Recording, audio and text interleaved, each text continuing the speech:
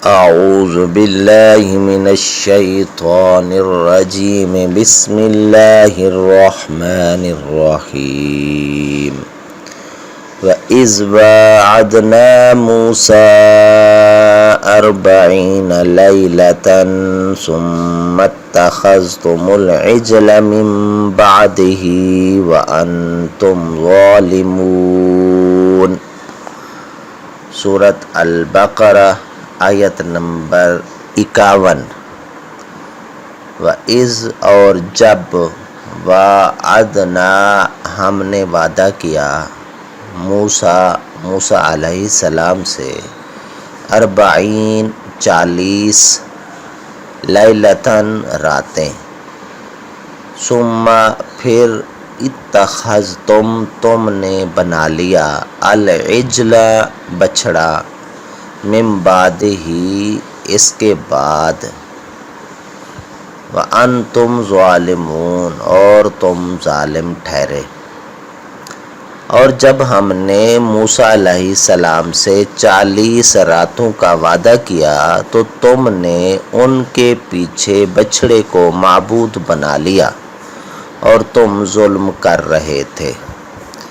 اس آیت کریمہ میں موسیٰ علیہ السلام سے 40 راتوں کا وعدے کا ذکر ہے۔ تو اس میں جو سب سے پہلی بات ہے وہ 40 راتیں کون سی ہیں؟ وہ ذی الحج کی 10 راتیں ہیں، اور ذی قعدہ جو عید الفطر کے بعد والا شوال کے بعد والا مہینہ آتا ہے وہ ذی قعدہ ہوتا ہے، وہ پورا مہینہ تھا 30 دنوں کا۔ پھر اس کے بعد 10 راتوں کا جو ذکر ہے وہ ہے ذی الحج کی 10 راتیں، یعنی یہ مسلسل 40 راتیں تھی۔ پہلے اللہ تبارک و تعالی نے 30 راتوں کا وعدہ کیا تھا، پھر 10 راتیں بڑھا دی۔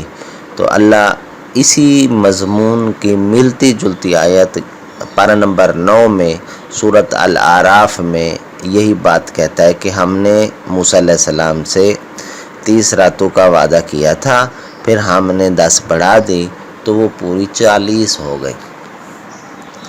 اب اس کے بعد آگے چلتے ہیں کہ یہ حضرت موسیٰ علیہ السلام کہاں گئے تھے۔ یہ فرعون سے نجات پانے کے بعد یہ بنی اسرائیل اور موسیٰ علیہ السلام جہاں رہتے تھے وہاں پر اللہ تبارک و تعالی نے موسیٰ کو اپنے پاس بلایا۔ جب وہاں پر موسیٰ علیہ السلام چلے گئے تو پیچھے حضرت ہارون علیہ السلام کو اپنا نائب مقرر کر گئے تھے۔ جب حضرت جبرائیل علیہ السلام حضرت ہارون علیہ السلام کے پاس آتے تھے گھوڑے کے اوپر سوار ہو کر، وہ گھوڑے کی خوبی یہ تھی کہ وہ جہاں پر اپنا قدم رکھتا تھا گھوڑا تو وہاں پر سبزہ اگاتا تھا۔ ایک شریر قسم کا بندہ تھا جس کا نام تھا سامری۔ اس سامری نے جب یہ دیکھا تو وہ ظاہری طور پر مسلمان ہو چکا تھا، اندرون خانہ وہ منافق ہی رہا تھا۔ سامری ایک سنار کا کام کرتا تھا، تو سامری نے دیکھا کہ اس گھوڑے کے پاؤں کے نیچے جو مٹی ہے اس پہ سبزہ اگاتا ہے، اس میں کوئی خوبی ہے۔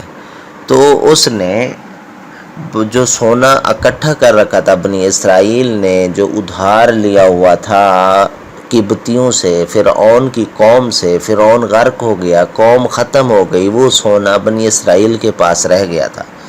تو اس سامری نے حضرت ہارون سے کہا کہ یہ جو قوم کے پاس سونا ہے یہ تو ان کا نہیں ہے، لہٰذا اسے ضائع کرنا چاہیے۔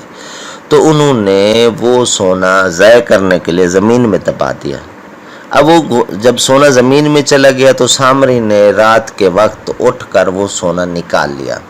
اب اس سے ایک بچھڑے کی شکل تیار کی، یعنی ایک بت تیار کیا، تو اس کے اندر وہ مٹی رکھ دی، جس کی جیسے وہ مٹی جو جبریل کے گھوڑے کے پاؤں کے نیچے والی تھی، جیسے وہ مٹی سامری نے اس بت سونے کے بت بچھڑے میں رکھی تو وہ بولنے بھی لگ گیا، اور بولنے کے ساتھ ساتھ وہ بھاگنے بھی لگ گیا۔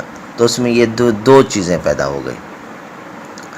اب جو ہے وہ سامری کہنے لگا دیکھو موسیٰ علیہ السلام تو وہ بھولے ہوئے ہیں، انہیں تو پتہ بھی نہیں ہے۔ جیسے اس مضمون کو اللہ نے ایک اور جگہ پر ارشاد فرمایا اور بنی اسرائیل سے سامری نے کہا ھذا الہکم و الہ موسیٰ فنسیا، یہ تمہارا اور موسیٰ کا معبود ہے، وہ بھول گئے ہیں، یعنی بھول کے وہ تو وہاں چلے گئے ہیں۔